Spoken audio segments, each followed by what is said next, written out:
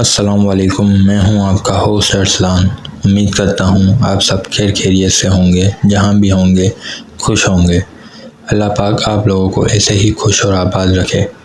Video शुरू करने से पहले आप लोगों को एक इंटरेस्टिंग सा फैक्ट बताना चाहता हूं। 61% लोग हमारी वीडियो को एंजॉय तो करते हैं मगर चैनल को सब्सक्राइब नहीं करते। आप लोगों को एक छोटा सा काम करना है, नीचे दिए गए सब्सक्राइब के बटन को क्लिक कर लें और लगे हाथ बेल आइकन को भी क्लिक कर लें ताकि आप भी हमारी सेंसिटिव फैमिली का हिस्सा बन जाएं।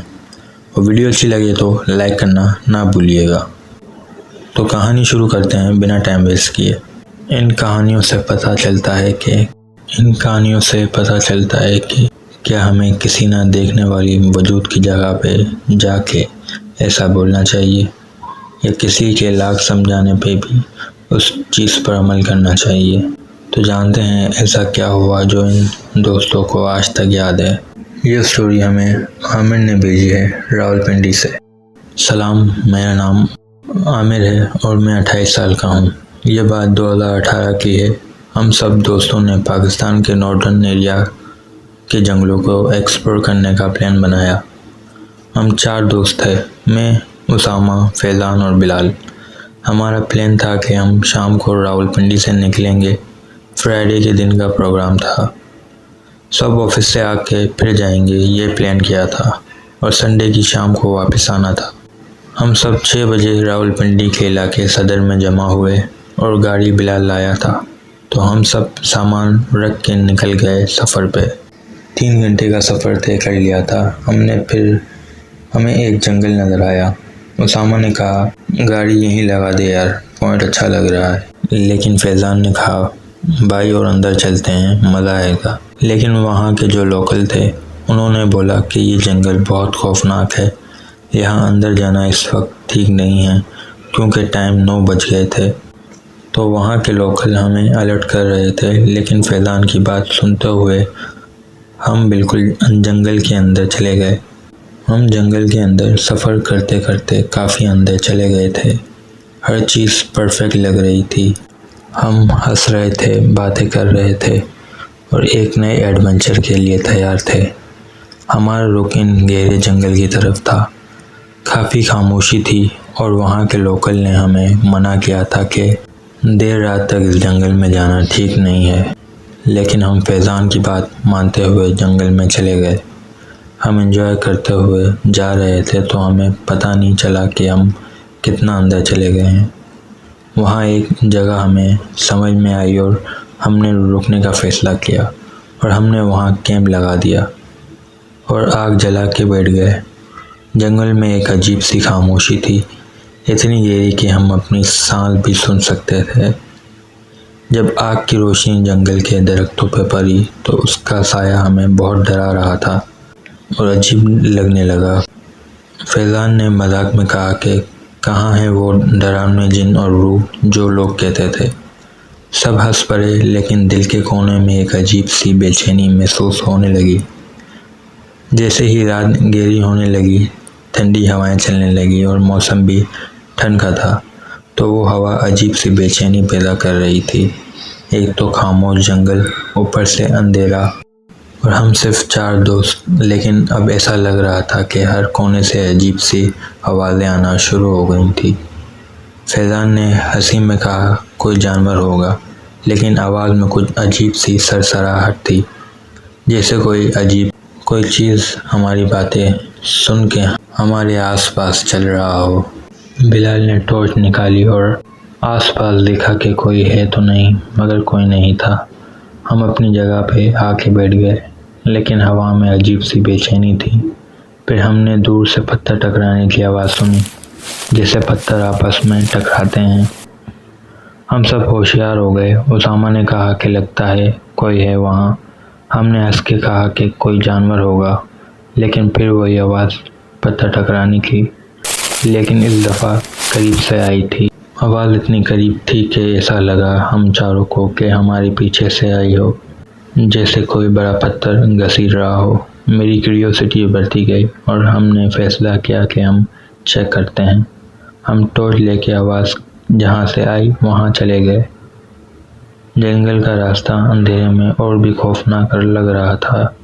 जहाँ टॉर्च की रोशनी नहीं पहुँचती थी वहाँ ऐसा लगता था कि कोई वहाँ छुपा हुआ है। जैसे ही हम कुछ दूर गए हमें वहाँ एक घर नजर आया। वह बहुत खस्ता हालत में था, जो पुराने वक्तों में छोड़ दिया गया था। उसामा ने कहा, यह जगह तो पुरानी इमारत जैसे लगती कि जैसे पहले कोई यहाँ रहता हो, लेकिन वो इमारत के अंदर जाने का रास्ता टूटा फूटा था। लेकिन हम उसके पास गए तो अचानक हवा तेज हो गई। एक जोरदार चीख जंगल के अंदर से गूंज उठी। हम सब एक जगह जमा हो गए और फैजान ने कहा, यह क्या था? हम सब एक दूसरे को देख रहे थे जब कुछ टाइम खामोशी के बाद फिर एक चीख की आवाज़ आई। इस बार बिल्कुल करीब से सुनाई दी कि जैसे हमारे बहुत करीब हो। हवा इतनी तेज चल रही थी कि जैसे लग रहा था कि कोई जानवर नहीं, कोई और चीज़ हमारे आसपास है। जैसे ही हम वापस जाने लगे, उस इमारत के अंदर से एक साया हिल रहा है। उसामा ने रोशनी डाली और जो हमने देखा वो हमारी जिंदगी का सबसे खौफनाक मंजर था। उस इमारत के अंदर एक औरत का साया था, लेकिन उसका चेहरा धुंधला था, जिससे उसके चेहरे पे फोक आई हुई है। उसके कपड़े पुराने और फटे हुए थे और उसके हाथों में खून लगा हुआ था। अचानक उसका सर घुमा और वो सीधा हमारी तरफ देखने लगी। एक लम्हा ऐसा था जब हम सबके दिल की धड़कन रुक गई। उसामा ने चीख के कहा, चलो भागो। हम सब ने अपनी जान बचा के भागना शुरू कर दिया, लेकिन जंगल का रास्ता इतना लंबा हो गया था कि ख़त्म ही नहीं हो रहा था। ऐसा महसूस हो रहा था जैसे हम किसी और दुनिया में घुस गए हों, जहाँ से निकलना मुमकिन नहीं था। पीछे से हमें बहुत ज़ोर ज़ोर की चीखें सुनाई दे रही थीं और इतनी तेज़ चीख के हमारे कान के पर्दे फट जाएं और वो जंगल के अंदर वो चीखें हमारा दिल बंद कर रही थी। और हम जितना तेज़ भागने की कोशिश करें, हमारे कदम जैसे जाम हो रहे थे कि जैसे रास्ता ख़त्म नहीं हो रहा है। हमारे कदम जैसे कोई रोक रहा है, लेकिन हमने भागना नहीं छोड़ा। हम भागते रहे। जैसे ही हम वापस अपने कैब तक पहुँचे तो हमें ऐसा महसूस हुआ कि हमने कोई चीज़ देख ली थी जो इंसानी आंखों के लिए ठीक नहीं। हवा में अब तक उस खूनी रूह की चीखें गूंज रही थीं। उस रात को जैसे तैसे करके हमने निकाला। वो आवाज़ भी रुक गई थी अब, लेकिन हवा अजीब बेचैनी पैदा कर रही थी। जैसे ही फजर का वक्त हुआ तो बिलाल बोला, चलो बस सब छोड़ो और बैठो गाड़ी में। और जैसे करके हम सूरत पढ़ के उस जंगल से बाहर निकले। उस दिन के बाद 3-4 दिन तक हम दोस्तों से नहीं मिले। जब 2 वीक के बाद मिले तो सबको उस दिन के बाद बुखार हो गया था, वो भी 4-5 दिन तक। और जंगल का राज हमेशा के लिए हमारे जहन में आ गया था। तो कैसी लगी आप सबको मेरी स्टोरी? उम्मीद है आपके सुनने वालों को पसंद आई होगी। तो चलते हैं दूसरी स्टोरी की तरफ। इस कहानी में पता चलता है कि किसी पुरानी जगह के अंदर जाना और जानबूझ के उस मखलूक को परेशान करना क्या नुकसान पहुंचाता है। तो जानते हैं कि एहसन भाई के साथ ऐसा क्या हुआ जो उन्हें वो हादसा आज भी उनके आंखों के सामने घूमता है। मेरा नाम एहसन है और ये कहानी 2001 की है, जब मैं और मेरे दोस्त एक पुरानी हवेली को देखने गए जो शहर के बाहर थी, मतलब पंजाब की तरफ। वो एक छोटी सी जगह पे वाक़ थी।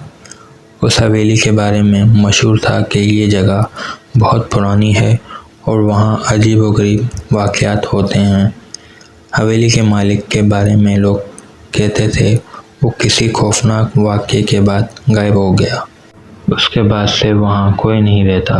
एक दिन हमने फ़ैसला किया कि हम इस हवेली में जाके देखेंगे कि ये अफसाने सच हैं या असल में कहानियाँ हैं। जब हम वहाँ पहुँचे तो हवेली का दरवाज़ा बहुत पुराना था, मिट्टी से भरा हुआ, जंग लगा हुआ था। अचानक एक अजीब सी खामोशी हमें महसूस होना शुरू हो गई। अंदर दाखिल होते ही एक अजीब सा माहौल महसूस हुआ। हर चीज़ टूटी फूटी थी और हर कमरा अंधेरे से घिरा हुआ था। जब हम हवेली के अंदर गए, एक पुरानी सीढ़ियाँ नीचे की तरफ जा रही थीं। बेसमेंट में हम सब ने हिम्मत करके बेसमेंट में जाने का फैसला किया। नीचे एक बड़ा अंधेरा कमरा था जहाँ एक पुरानी कुर्सी पड़ी हुई थी। हमें लगा कि ये बस एक खतरनाक सफ़र होगा, लेकिन कुछ ज़्यादा नहीं। लेकिन जैसे हम उस कमरे में चले गए, एक अजीब सा माहौल महसूस हुआ कि जैसे कोई यहाँ है। वो कुर्सी खुद ब खुद हिली। हम सब ये देख के रुक गए और हमारे हाथ पांव ठंडे हो गए। लेकिन अब वापस जाना मुमकिन नहीं था। अचानक एक दोस्त ने कहा कि एक परछाई दीवार के साथ साथ हिल रही है, जैसे कोई वहाँ खड़ा हो।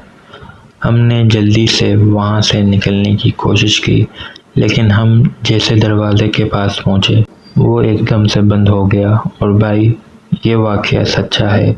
आपको लग रहा होगा कि मैं झूठ बोल रहा हूँ। आप बोलोगे तो उस हवेली की पिक्चर भी आपको भेज सकता हूँ, क्योंकि वो दिन आज भी याद है अच्छे से।